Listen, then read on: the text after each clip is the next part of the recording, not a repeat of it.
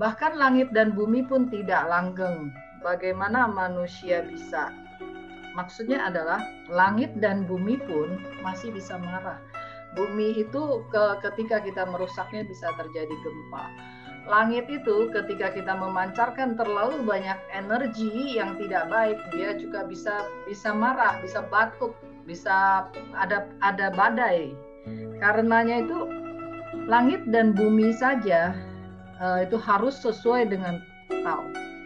Walaupun langit dan bumi menunjukkan kemarahannya atau nucinya, tetapi tetap akan berhenti dan sesuai dengan Tao, tidak akan lama. Hanya manusia di dunia ini yang selalu kelamaan. Misalnya kita ini kalau marah sama orang bisa jadi dendam, habis dendam jadi kemarahan yang berlarut-larut, bertahun-tahun, berabad-abad, bahkan 60.000 tahun masih dengan kemarahan dan kelakuan yang sama. Karenanya itu apabila kita meneladani langit dan bumi saja tidak langgeng. Bagaimana manusia itu mau mempertahankan sesuatu yang tidak langgeng? Yaitu mempertahankan apa? Mempertahankan yang dia sebut dengan jati diri dia yang palsu, badan raga ini, kenamaan, harta, cinta, tahta, dan lain sebagainya. Ini sesuatu yang tidak langgeng, tidak bisa dipertahankan. Karenanya itu manusia apabila melanggar hakikat alami, maka dia akan menderita. Dia akan menciptakan penderitaan yang tidak ada habis-habisnya. Kecuali kita kembali kepada hati sejati kita, hati yang tidak mati, tidak rusak, dan tidak lahir dan tidak mati. Benar-benar hati kekal abadi kita, barulah kita bisa langgeng yang sesungguhnya. Berikutnya adalah sehingga yang mengikuti Tao selaras dengan Tao, yang mengikuti selaras dengan kebajikan alami, yang kehilangan Tao dan kebajikan kehilangan arah. Jadi yang dimaksud dengan mengikuti Tao selaras dengan Tao adalah kita mengikuti roh suci kita. Pada dasarnya roh suci setiap orang itu tidak datang dan tidak pergi. Itu disampaikan oleh Buddha Sakyamuni beliau. Dalam Cingkang Cing beliau menyampaikan bahwa pada dasarnya roh suci itu tidak datang dan tidak pergi. Oleh sebab itu Buddha lahir sebagai manusia, hidup selama 80 tahun lebih. Ketika ditanya, beliau menyampaikan bahwa saya tidak satu saat pun, satu detik pun tidak ada saya lahir ataupun tinggal di dunia ini, tidak ada. Nah, jadi ini pernyataan yang kontroversi ya.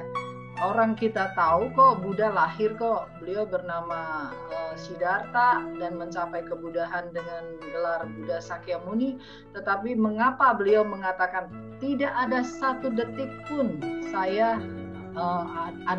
maksudnya ada dan lahir ke dunia ini. Pada sesungguhnya itu menjelaskan bahwa roh suci itu tidak datang dan tidak pergi. Roh suci kita memenuhi kapasitas dari seluruh semesta raya. Manifestasinya berupa hon itu ada di badan kita. Tergantung sekarang kita bisa mengosongkan 3 sistem hon kita kembali murni, maka kita bisa menarik seluruh kapasitas kita kembali. Kapasitas roh kita yang sesungguhnya. Itu dinamakan mencapai Tao. Itu dinamakan mencapai Buddha. Karenanya itu yang mengikuti kebajikan, maka akan selaras dengan kebajikan alami. Para bijaksana yang Hoshi hormati, kita minggu kemarin sudah bercerita tentang bagaimana kita membina diri kita dengan cara yang sadar dan benar, yaitu 5 kali 8 kali 6 kali 7 dikatakan memutar sebab dan akibat. Jadi sudah dijelaskan, hari ini Hoshi belajar untuk memperjelaskannya. 5 itu adalah 眼耳鼻视，眼耳鼻视身。Jadi mata, telinga, hidung, lidah, dan badan, indera kita. Kemudian 8 itu adalah alaise, kesadaran ketiga kita, bawah sadar kita. Keduanya ini, 5 dan 8 ini tidak bisa dirubah karena adalah merupakan sebab. Yang di alaise kita, dia hanya menyimpan semua memori, semua sebab dari karma kita. Apapun yang kita lihat, kita dengar, kita cicipi, kita rasakan, kita perbuat dari 5 indera kita, itu simpan di bawah sadar kita. Dia tidak punya kapasitas lain selain daripada menyimpannya, makanya disebut bawah sadar. Kemudian 6 ini adalah kesadaran kita, kesadaran yaitu kepintaran pada otak kita, kemampuan dari otak kita. Hun yang kedua yaitu Sen Hun. Kalau yang ke-8 ini adalah Ling Hun. Ini adalah Sen Hun yang ke-6, dan yang ke-6 ini adalah yang disebut dengan bisa diputar, karena 6 dan 7 itu adalah akibat. 7 itu adalah monaise. Monaise adalah kesadaran perasaan, atau kita sebut Jiehun kita. Itu ada di jantung. Sen Hun itu ada di otak kita. Kalau Hun yang ketiga, bawah sadar, alaise itu ada di lever kita. Nah, karenanya ketika 6 dan 7 adalah akibat, maka yang harus diputar, yang harus diperbaiki itu harus di 6 dan 7, bukan di 5 dan 8. Oh, misalnya kita bilang, wah, kamu nggak boleh sembarang melihat, nggak boleh sembarang mendengar, nggak boleh sembarang berpikir.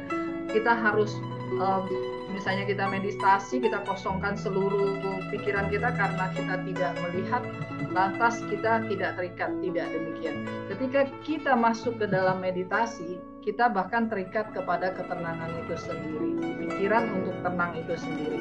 Karenanya itu sulit untuk bisa tenang. Jadi itu nggak mungkin untuk memutar sebab karma itu dari 5 dan 8, harus dari 6 dan 7. 6 itu adalah Hun, otak kita, kepintaran kita. Itu adalah bukan intinya, yang akarnya itu, yang intinya itu sebenarnya adalah monaise kita.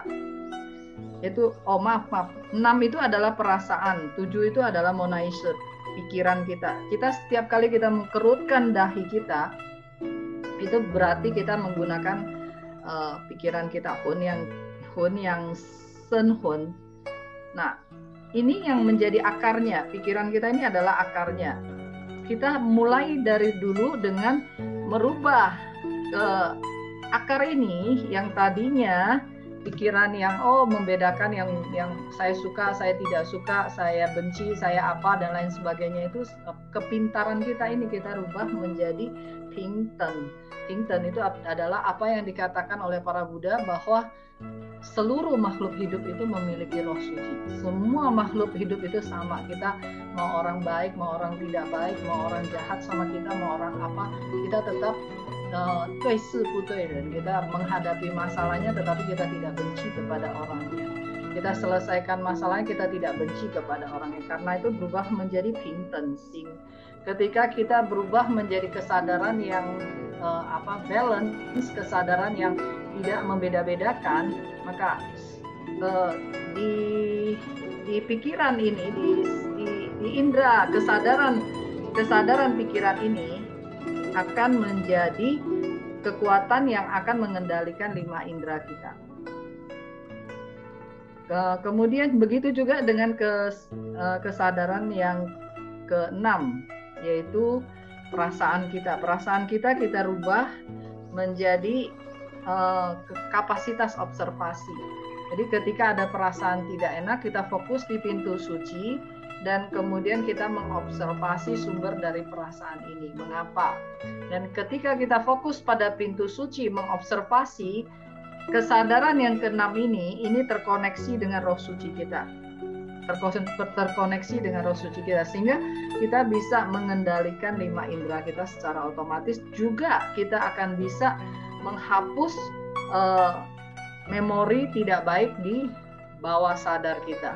Jadi caranya adalah seperti itu, kita merubah kesadaran Hun kita yang keenam, yaitu kesadaran perasaan, menjadi kapasitas observasi yang fokus pada pintu suci dan kita mengendalikannya, mengarahkannya. Itu otomatis akan berhasil.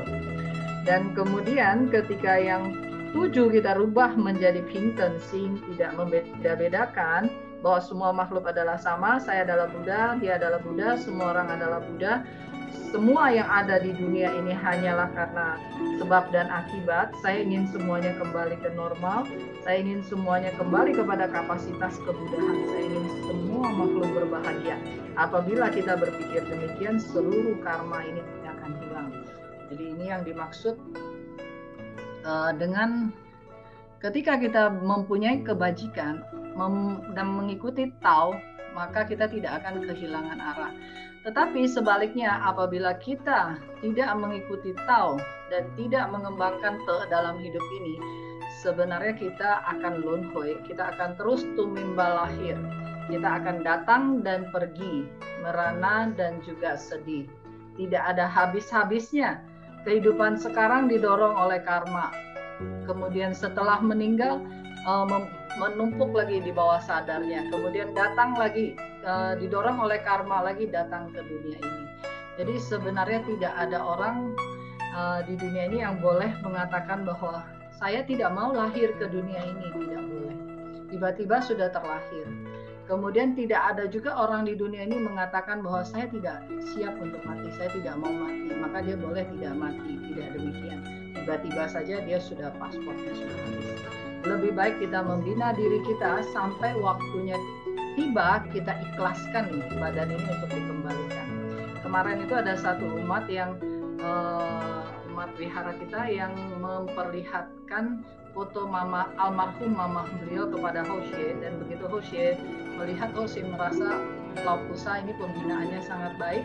Lalu dia bercerita ketika mamanya meninggal, itu sebelum meninggal mamanya bilang sama dia bahwa Laumu bilang sebentar lagi saya akan dijemput, dan sebentar lagi saya meninggalnya gampang kok, katanya nggak susah, cuma sebentar.